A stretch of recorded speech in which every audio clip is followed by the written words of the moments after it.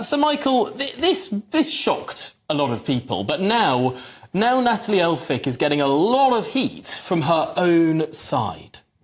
Well, it's not surprising. I mean, she is the most extraordinary fit with the Labour Party. I mean, she is far more right-wing than most of the people in the ERG. I remember at Christmas time, she was saying to me about the boat people coming across the English Channel, that the Royal Navy should engage the French Navy and push these boats back into the middle of the English Channel. And if it meant attacking French naval warships as well, so be it. So, did you? Sorry, Michael Fabricant, the newest Labour MP, genuinely said to you she wanted to tackle French warships and potentially sink migrant boats.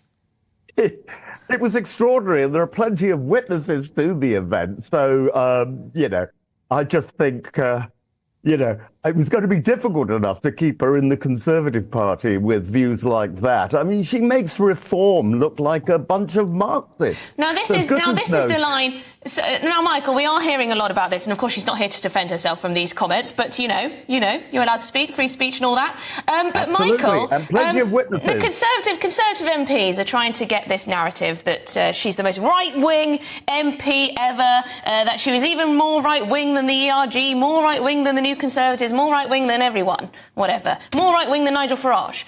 But that doesn't stop the fact. Why? That doesn't because stop. She is. That doesn't change the fact. I haven't spoken to anybody. I've not colluded with anybody. Yes, but it doesn't change the fact, Michael. It doesn't change the fact, Michael, that Rishi Sunak is losing MPs by the dozen. Well, what's that got to do with Natalie? I do not know. But anyways. Well, we've got Nadim Zahawi today. We've got Nadim Zahawi coming out today to say that he's not going to stand at the next election. That makes him the 64th Conservative MP to say that. OK, so that's 64 going. They don't want to stand again for his party. Yeah, and we've got Natalie Elphicke defecting to the Labour Party, even though she's apparently so right-wing. So what on earth's going on, Michael? Emily, I know you're trying to make us... Nadim Zahawi was Chancellor of the Exchequer briefly. He was, I can't remember now, another ministerial position. He's decided, like so many people, you get to a certain age, if you don't like being a backbencher, you stand down and then you perhaps get a job in business. What about the other 63, Michael? What about the other 63? What about the other 63? Sorry, Emily, you keep interrupting. Sorry, Michael, but what about the other 63? Well, let's go. You name them. This is going to be a boring interview, Emily, but if you want to go one by one through them, I'll happily talk to you about it. We've got a graphic ready. Well, as I can't see the graphic, because it's all very, very tiny, let's all go through it one by one, but it's going to be a very boring interview on GB News. Well, we do only have a few minutes left, Michael. I did want to talk to you about what has gone on over the last few weeks or even months, because this is the first time we've had you on the show since the local elections. You were very busy in the local elections, campaigning all around the West Midlands. You were campaigning hard. You were quite involved in the Andy Street operation. What went wrong?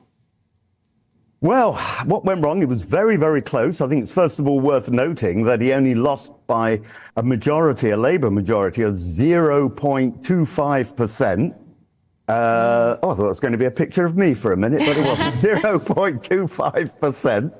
And basically, as someone pointed out, actually all it needed was one Conservative extra vote in each ballot box, and he would have won. What went wrong? It's quite interesting.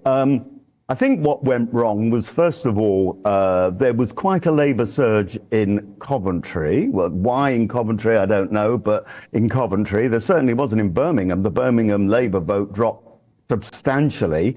And we didn't see many switchers. There wasn't Conservatives voting Labour. What we did get was, for example, in Solihull, where we normally get a lot of Conservatives coming out to vote, they just didn't come out to vote. So that's partly went wrong. And I'll tell you something else as well.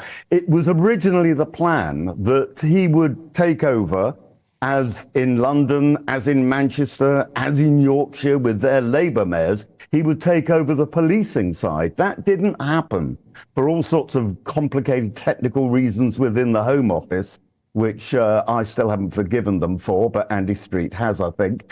That didn't go ahead. It meant some of our literature had to be changed at the last minute. So there was that issue too. But yeah, it was very close. But what I found very, very moving, in the House of Commons yesterday, I've had Labour MPs hugging me, and Conservative. I've had Plaid Cymru saying the same. One Labour MP said to me, I've had more than one Labour MP saying to me, you know what, my parents live in the West Midlands and they voted for Andy, so he was very good. Which only goes to show you can be an absolutely brilliant person delivering, but when the tide moves, the tide moves. Well, could Andy Street run for Nadeem Zahawi's seat, perhaps? You want to keep him in politics? A very, very interesting question, that, yes. And in fact, I believe in Solihull, they would be happy. Maybe I'm wrong about this, but I understand. That's Julian Knight's former seat, of course, who said he's standing down. Solihull, Julian Knight, the former Conservative MP, now independent, standing down. Yeah. But I don't know if Andy would want to do that. You know, he's used to running things, used to run a business with 92,000 employees and a turnover of £13.5 billion. He was running the West Midlands, and by all accounts, very, very effectively too. And, you know, I've heard this from people who are not actually politically engaged, but, you know, are involved also in the running of various aspects of the West Midlands. He was very businesslike in the way he did that. I think, and I'm only guessing, I think he would like to run a large corporation, you know, I don't know, chairman of the BBC, director general of the BBC. Oh, there you go. Well, I suppose you have all of these politicians leaving their jobs in Westminster to go off and be mayors, whether it's places like the West Midlands or, I mean, London, of course. Sadiq Khan was formerly an MP. There are many examples of these big metro mayors. It's a different skill set, though, Tom. It's a very different skill set, and you see it, actually. MPs are legislators. Now, I happen to have a business, but I'm not planning to be mayor, by the way. But, you know, I did have a business background before I came to be an MP. I was setting up radio and TV stations for a living all over the world. But most MPs don't have a business background. And suddenly, if they become mayors, you know, it's all about running something. It's not being a legislator. It's actually running something. And you really do need business people to get into that. And that's why Andy Street was such a good fit. And in some ways, some of these big mayoralties, a bit more senior. It's an executive role rather than a legislative. You're not just one vote out of 650. You're the guy that makes the call, which I suppose is like, a more attractive prospect. Yes, well, you know how I feel about all these mayoralties. Thank you so much, Sir Michael Fabricant. Great to chat to you. Hope you didn't mind me interrupting you.